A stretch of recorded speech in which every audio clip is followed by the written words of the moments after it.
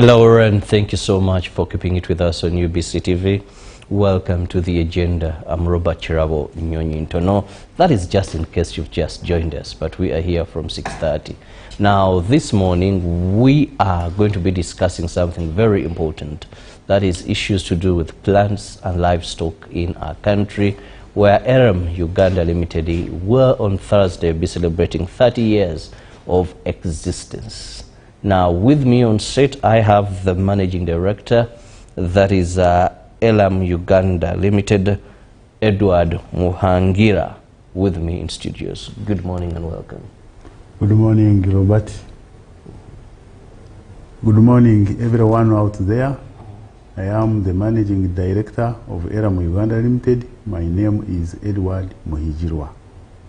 Now, to begin with, when we talk about Aram Uganda Limited, help my viewer understand, what is Aram Uganda Limited? Aram Uganda Limited is a company that deals in veterinary medicines, vaccines, animal equipment, and feed supplements. Now, that said, we are talking of 30 years. Briefly take us through what really inspired you or the founding fathers of Aram to venture into this area. In the 90s, the government divested itself about the supply of veterinary health products. And in that one, it created some kind of vacuum which we strived to enter into and try to fill in. And we started by moving in and getting the key products. But at that time, mainly it was, the concentration was on cows, ruminants. Yes, please. Now, we are talking about 30 years that are going to be celebrated on Thursday, this very week, the 30th. Now, please take us through what the journey was. How has it been all along? Yeah, the journey has been, of course, some in one way or another, some challenges. And, you know, for example, when we started, we came in as trying to fill in the gap. We had no suppliers, clear suppliers at that time. We, at the same time, finances were not easy to get. Even the suppliers we got were not easy. Of course, they didn't trust us at that time. They couldn't give us, we were buying on a cash basis. And also, communication. Communication, the few suppliers we managed to get, communication was a very, very tough time. For example, we used to use that dialing, where you use coins. You imagine you are trying to call someone in the UK and someone would be next to you to keep on buying the coins because they were running very fast. So you talk to the other side, you dial, and then the coins are running, someone goes and buys, and you know, it was all that challenging. But all the same, we tried to move, and there were many. Also, we didn't have vehicles in the beginning. But later on, we managed to get a pickup, which we constructed, and we used it to move with it to try and deliver some of the beginning. So the beginning was not as easy as it would be, but nonetheless, there was that resilience. I can tell you, when you look at the banking sector, it was not easy. The banks, by then, it was Uganda Commercial Bank, and it was delinked. The branches were not linked at all. So you would be like in, let's say you go to East Mbale, there is a branch there, you would prepare a bank draft. Then after preparing a bank draft, of course, there were some, because of people moving with the cash, there used to be highway robberies. So you would prepare a bank draft, and if they find you with a bank draft, then they would kill you because you have frustrated them. So we used to prepare bank draft, then you make your quota, and then fit in your draft in there, and then move with it. So the number of bank drafts you make the equivalent how smart your caller would be.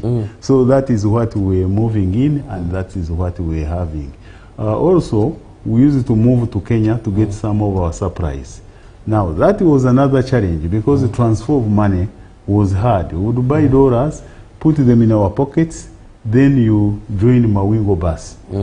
Then on the way they would say, hey, someone is trying to you know, spray you with chloroform so that you go to sleep and they rob you. Then it was a tight time, but nonetheless, we would go to Mawingo, go to Nairobi, do the rest of the things that you do. Then the following day you come again on the same Mawingo, and it would be many. Even the road there was not easy. So, but you would have, but later on, there was some shift where Crane Bank introduced some kind of software way where we would send money from here and send it to Nairobi. And then from there, they would send it to a company that was called Dijota. They give you some password. When you go there, mention your password, then they would give you money. Then you do.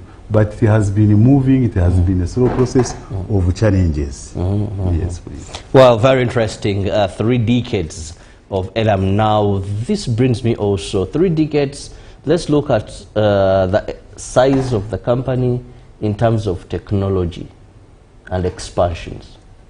Yeah, in the beginning, of course, we started when we were only, we had 6 members who were affiliated to us, and that's how we were working with them.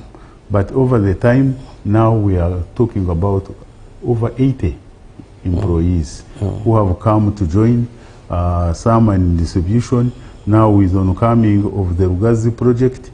So we have the manufacturing. At the same time as we have the manufacturing, we had a farm, which of course was challenged by COVID. And that farm specifically was put in place to serve the small holder farmers. Yes, whom you can give even 100 chicks so that they are able to start off. Yes, please. Well, we are still looking at issues of veterinary medicine in Uganda, and of course Aram Uganda, one of the giants in that sector, will be marking 30 years. That is on Thursday this very week. And I have the managing director of Aram Uganda Limited with me, whom we are discussing issues related to their journey of success, but also concerns of you, the farmers. Now, let's talk about the Lugazi project. Yes, please. You've said this is one of your breakthroughs, your achievements. You actually alluded to the fact that suppliers were hard transporting these. How has this Lugazi project, first, what is it, and how was it been a game changer? Lugazi project, first of all, it was in farming. We had a poultry farm and a hatchery, which was challenged by COVID. It didn't work during that time because we were feeding and everything, we couldn't cope. And actually during COVID itself, we tried even to donate eggs and no one wanted them. So it became so tough that we decided to close it. However, we are in the process of reopening it and taking it back. Meanwhile, in the same place, we have a factory where we are manufacturing right now the powders, oral, and the liquids that really are tailored to our market, because we are looking at having different small pack sizes that can be more accessible by our smallholder farmers. Yes. Now here you're manufacturing. Yes, please. Ugandan made 100%. Yes, please. Oh, that is very interesting. Yes. And of course that is more in terms of job creation, but also important that the issues of transit, taking time and all that, these are now done here. Please also take us through the greatest challenge of farmers today is how to get genuine products. When we talk our acaricides, you know, we have a challenge, I'm into cattle, but one of the challenges we have are ticks. You know, you go, you buy an acaricide, you spray, then they'll tell you, now, no, that one makes an acaricide with a pesticide. That is when you kill those ticks. So you vaccinate.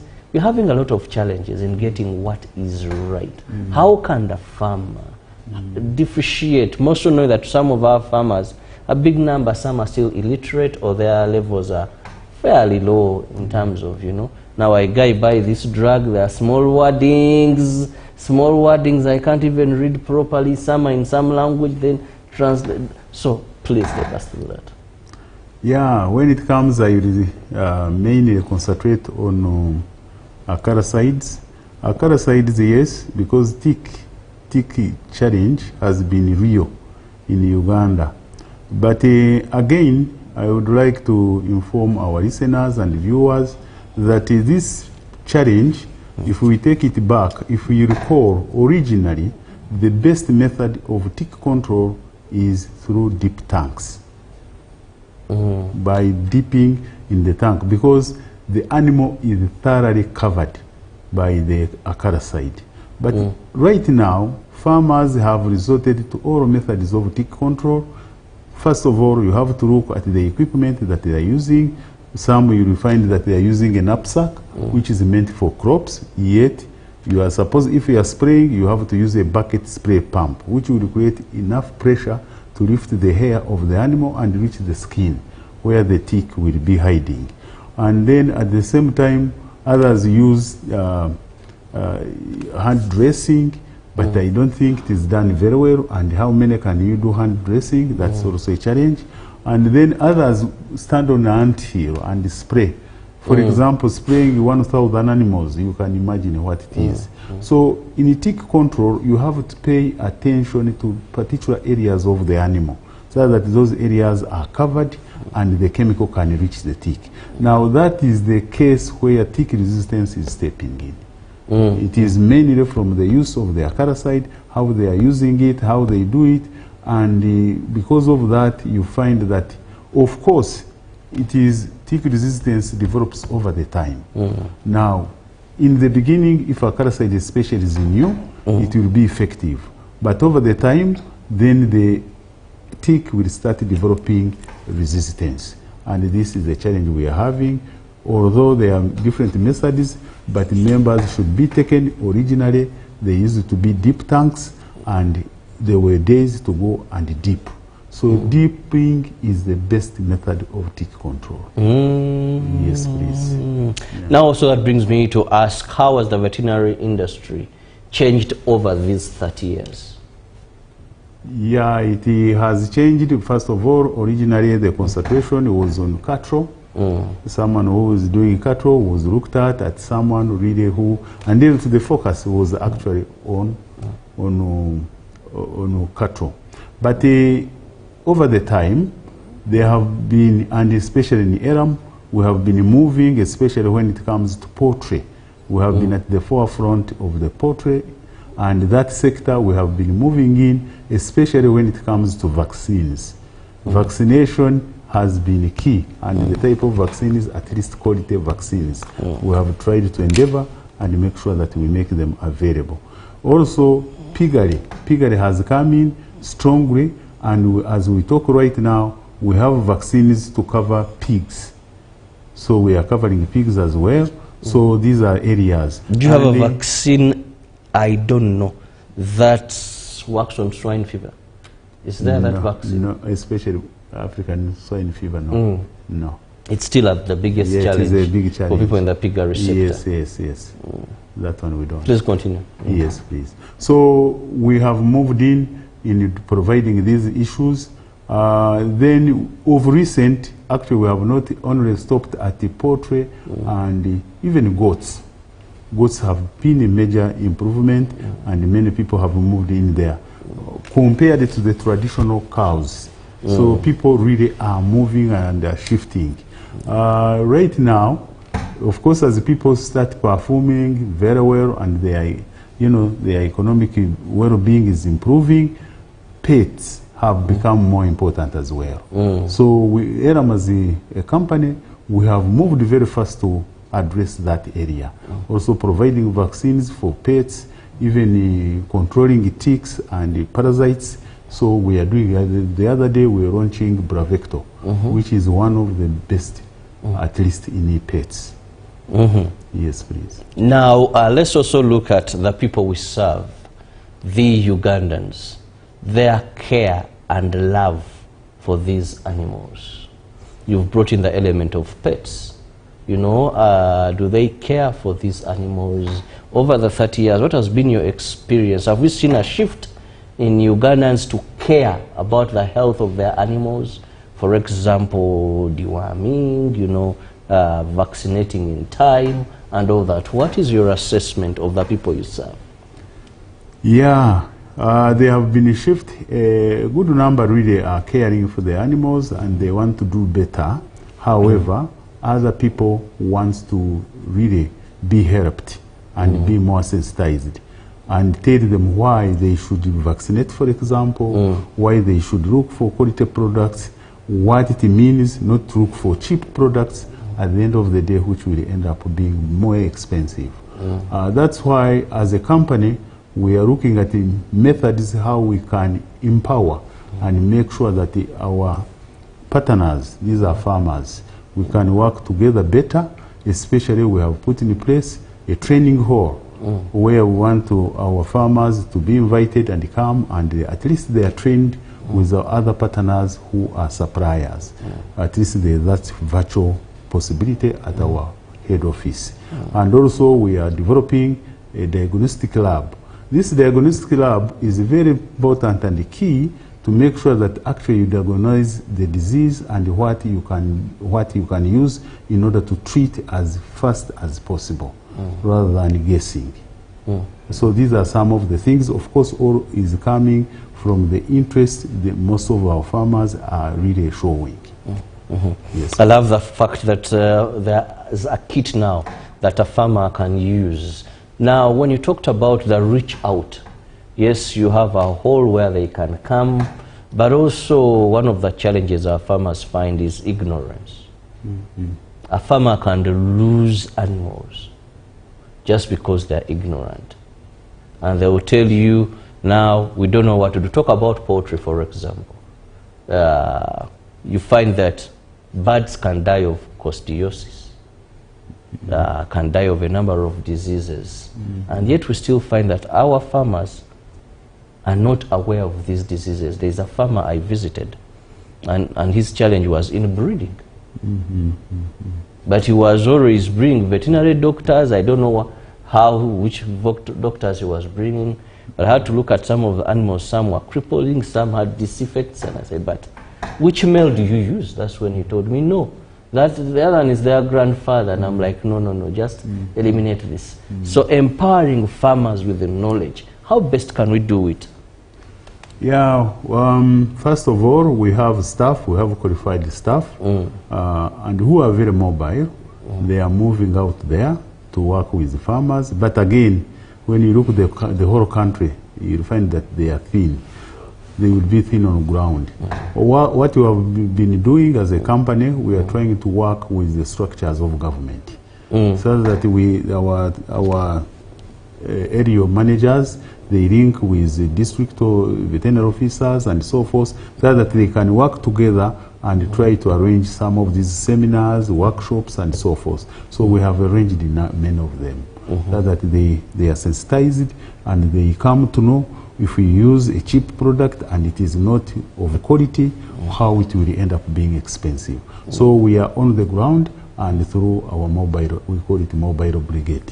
Yes. Okay, now this also brings me to something else, which is the suppliers. I've met and discussed with very many people in veterinary medicine that do import these suppliers, and one of the issues they will tell you is they either talk of a bunch, a consignment, then the supplier issues.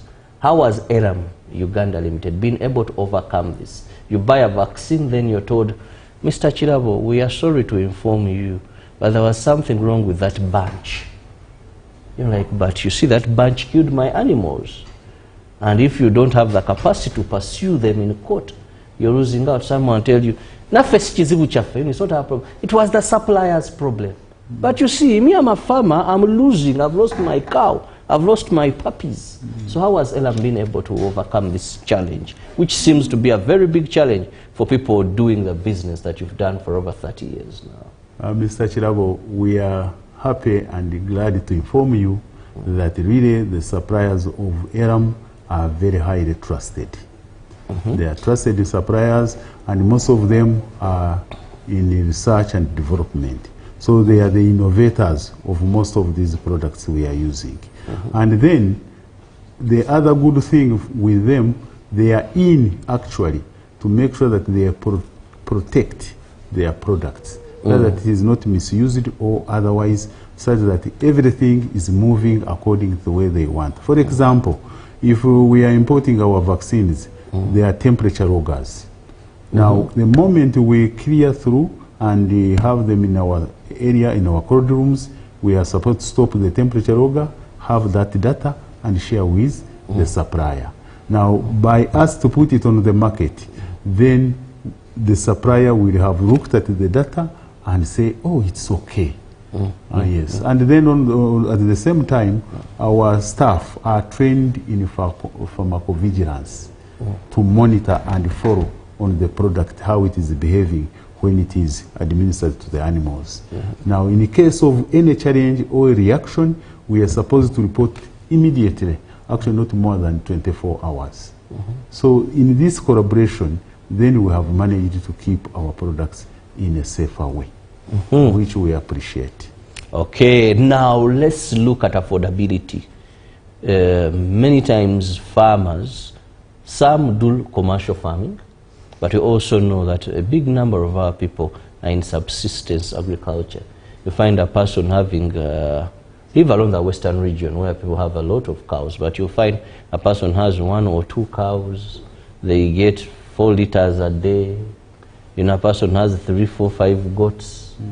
Poultry, someone has his 3 or 4, 5, then some little ones, you know. And they will allude to the fact that veterinary services are expensive, but leaving alone the veterinary services and scarcity of vets, that even the medicines, he will tell you, Robert, now you're telling me to do this. So affordability for the ordinary Ugandan, so that we see also this ordinary person not only having healthy animals in farms of commissioners, people who are highly positioned, but also this person with a 1 or 2, that they can afford this. Yeah, affordability is very key, especially when you go to smallholder. And again, here it presents some of the challenges that most of our suppliers really tend to be global, in whereby they are dealing with very big countries which have, you know, rich farmers who want big pack sizes. And when you translate them into our own case, you find actually affordability is not possible. That's where... Because of the packaging. Exactly. You want to just paint and strip? Yes. You're buying a bottle. You want Amitex? Yes. They are telling you have 5 liters. Yes, yes. Now, if I have 1 dog, what am I taking 5 liters for? Exactly. Now, this is Robert, this is how our plant in Lugazi has come into being, because we are looking how it can be used to actually produce products that are tailored towards our market. And we are happy some of our suppliers, actually they have partnered with us to do technology transfer. So we are not alone, but we are working closely with them. Of course, this is the trust, collaboration and partnership that we have built with them over the time. Yes, please. Now, what is that turning point you can say in this business for Aram? What was that point that you believe this is where we made it? Oh, yeah, I can tell you. Yeah, the turning point was when one of the multinational company gave us a franchise. The company was called Fort Dodge Animal Health, which has transited into Pfizer, and now it is called Zootis. They gave us a franchise. That franchise was handling Spone Extra, Renegade, and later on we introduced a magic product which was called Proteid, which was really killing ticks like nobody. Yes, not until when later on, of course, tick resistance challenged it. But that was the turning point when we got that chance. Yes, please. Now, when we talk about what you do, ensuring Ugandans get quality, affordable veterinary medicines, or call them the caricides and all those for treatment, the vaccines for vaccination. What has been your experience with the Ugandan farmer over the 30 years? Yes, actually, those people who are using the product the way they are supposed to use them, really they are benefiting. And if you put your ears on the ground, you will find that actually some of the products, even acaricides, you will find that they are complaining of spawner extra. But there are some areas really where people are still using spawner extra and they have no complaint. Now, one of the things is that those who are really using the products the way they are supposed to use them, really they are benefiting and they are stable and they are in gainful operations. And that's why when we looked at it ourselves as Aram, we saw it that really sensitization, training and equipping and knowledge sharing with our farmers is very key. That's where we can provide solutions. You cannot provide solutions. It is like having someone when he's blind to lead you and you're also blind. You go nowhere. So that's why we are trying to say, let us come together, we become close, because we dream that all the time we are going to be speaking solutions. Yes, please. Now, one of the other challenges is access to veterinary doctors. Yes, please. How is Aram handling this? We are handling this by, first of all, we have employed a number of vets who are within the company. But as I had told you, they are not, you cannot employ many because it is not possible practically and economically. But again, we are doing partnerships with the government. There are some vets actually who have organized themselves into associations. So we are also working with them to make sure that we all come together for the common good, our farmer. See that our farmer can do very well and move from subsistence to commercial. Yes, please. Coming to vaccination. Yes, please. Vaccines are complicated when it comes to animals. Yes. Many times, some will buy vaccines and they do not deliver the desired results. Sometimes transportation of vaccines remains an issue. Now we have so many farmers who administer vaccines to their animals. They have learned. They no longer have to call the experts to do it for themselves. What has been your experience with vaccine handling in this sector? Vaccine handling, actually, if you are not careful, you can get the opposite. Especially if the technical part gets off, really. Some diseases tend to be seasonal. There is a season when there is an outbreak, for example, when the rains are getting off or when the rains are starting.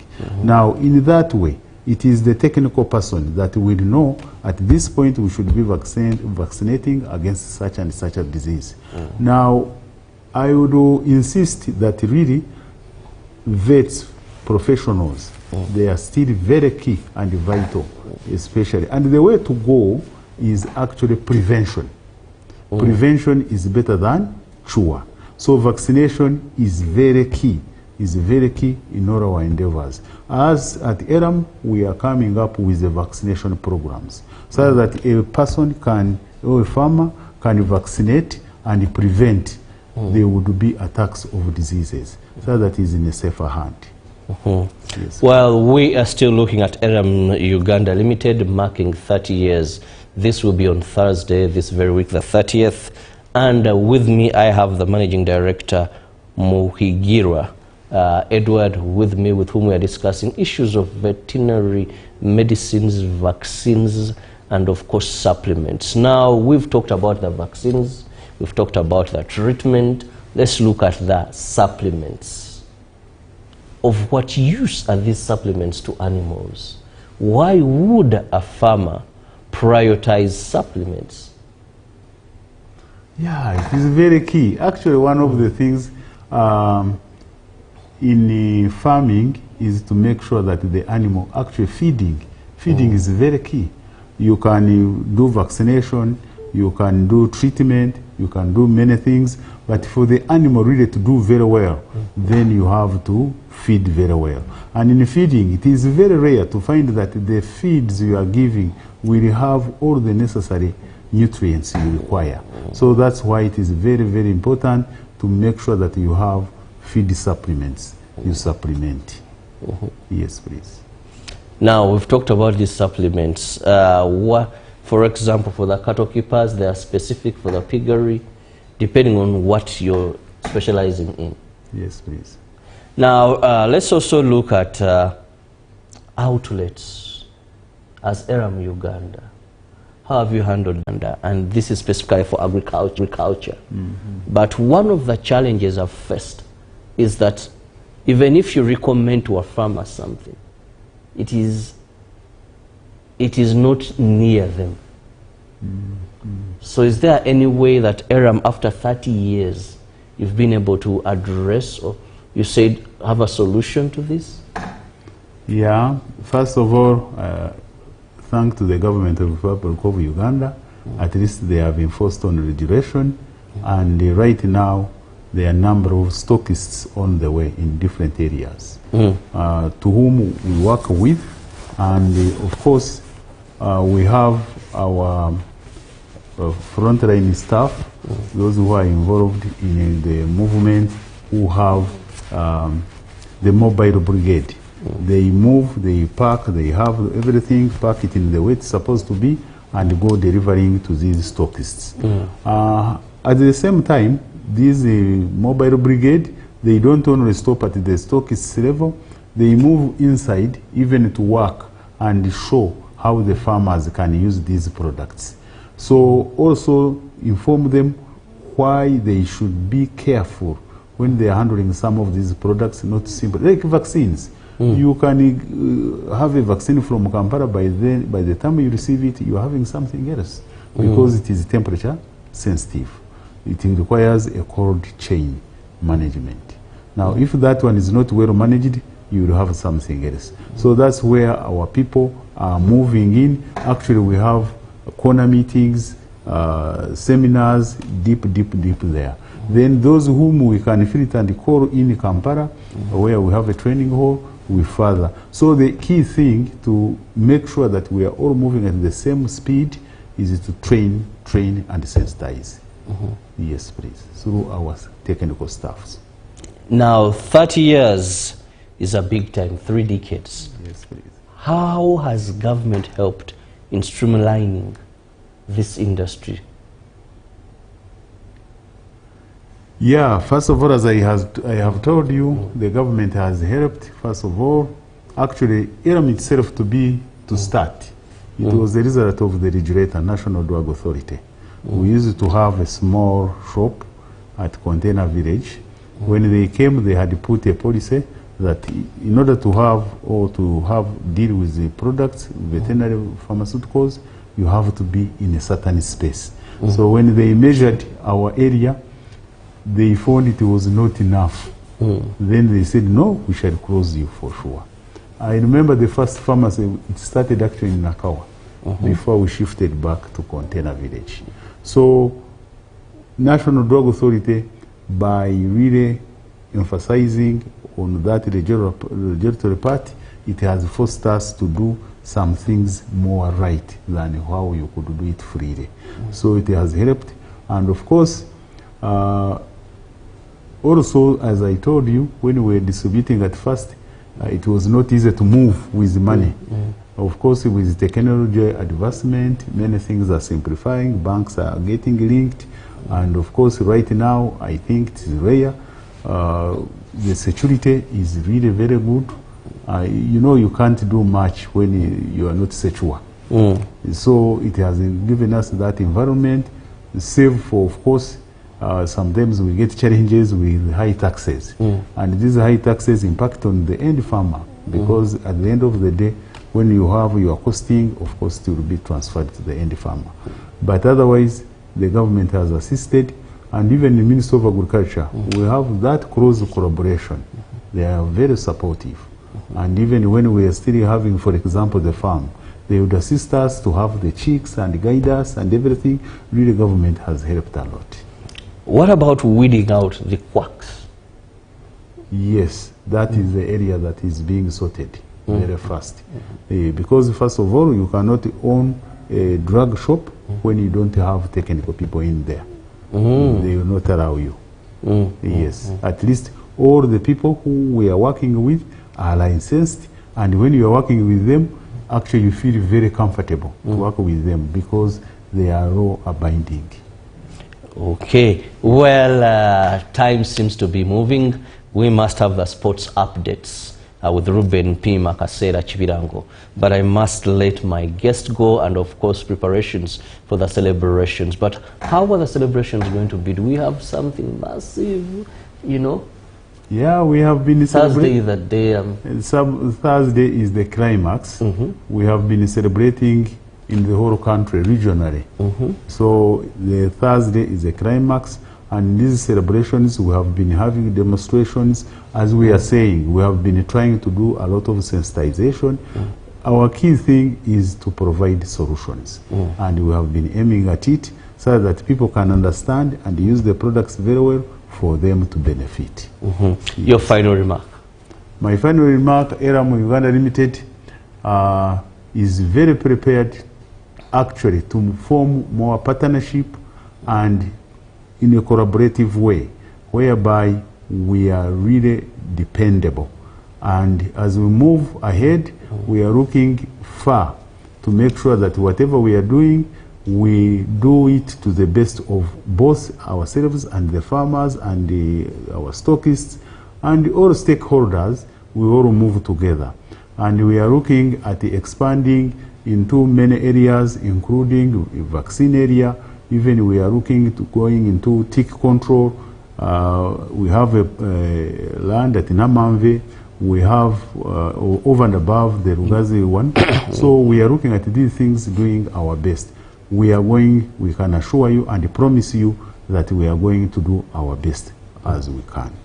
Well, thank you so much, the Managing Director, Aram Uganda Limited, as they are celebrating 30 years of excellency in this sector of bringing to you drugs for treatment of animals, supplements, and also vaccines. Have been with Muhagira Edward, who is the MD there. See you in the next hour. Thank you so much. Happy celebrations. Thank you very much.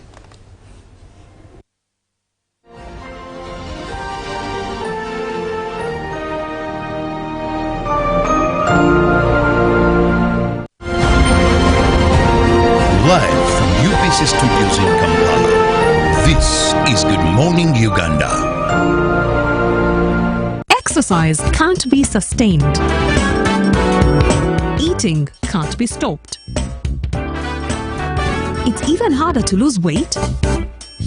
Come and give it a try. Ginshikang L-carnitine chromium capsules, plant extract, scientific ratio, take 3 capsules each time. The active ingredient accelerates fat burning,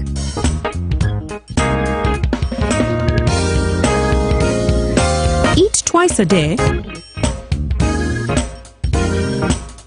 Don't take a detour. Weight loss starts now.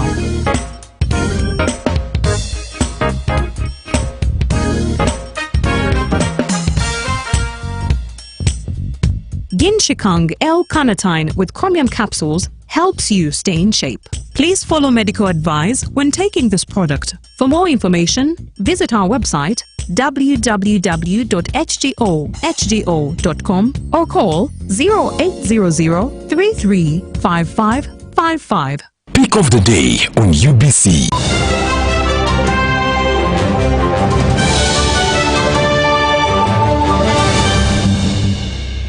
Was brought to you by I'll call you every day, yeah yo, You can now get all the Jibuzi out with MTN voice bundles. Call all network networks. Kubei Dondoro. Buy a 25-minute voice bundle for only 1,000 or buy any daily voice bundle of your choice. Dial *100 *21 hash and select daily or use the My MTN app. When we talk together, we are unstoppable.